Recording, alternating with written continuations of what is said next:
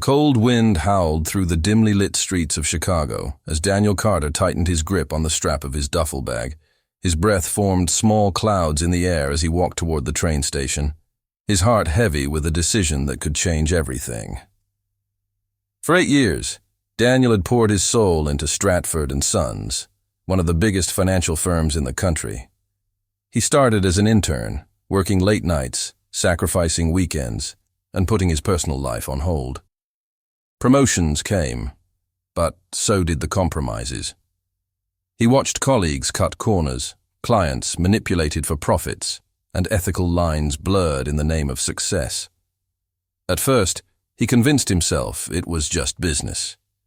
But when he discovered that his boss, Vincent Holloway, had orchestrated an illegal deal that would crush thousands of small investors, Daniel felt the weight of his conscience. That night, he stood at the crossroads of his life. The train station was nearly empty except for a few late-night travelers. Daniel pulled out his phone.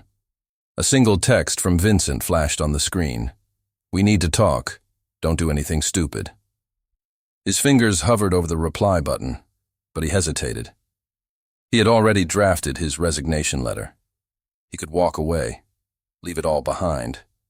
But deep inside, he knew the truth. Walking away wasn't enough.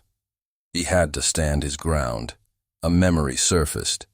Years ago, his father, a blue-collar worker who had built houses with his bare hands, once told him, "Son, there are times you walk away to protect yourself, and then there are times you plant your feet, because if you don't, the wrong people win."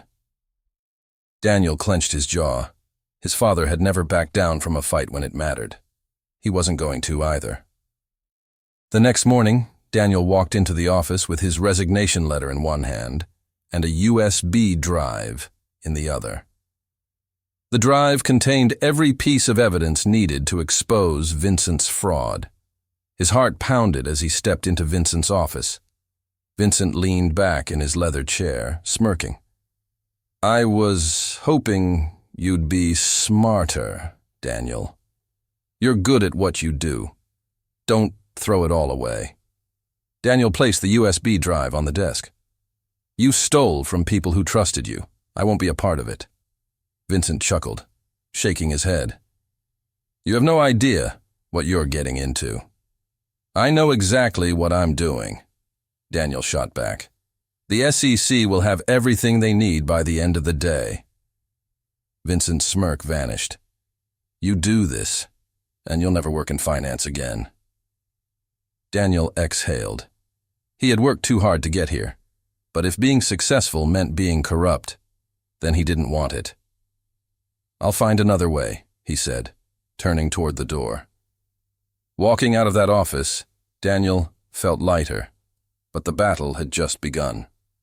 Within days, Vincent's lawyers were coming after him, accusing him of breaching confidentiality. His bank account was frozen. Job offers dried up overnight. There were moments of doubt, nights when he lay awake wondering if he had made a mistake. But then, he saw the headlines. Corporate giant exposed. Thousands of families saved from financial ruin. Strangers reached out, thanking him. A retired couple who nearly lost their life savings. A single mother who would have been left penniless. And then, one evening, as he sat in his small apartment, jobless but free, his phone rang. It was an unknown number. A deep voice spoke. "Mr. Carter, my name is Jonathan Hayes. I run a firm that believes in doing things the right way. We need people like you." Daniel looked out the window at the city that had once felt so suffocating. Now, it felt full of possibilities.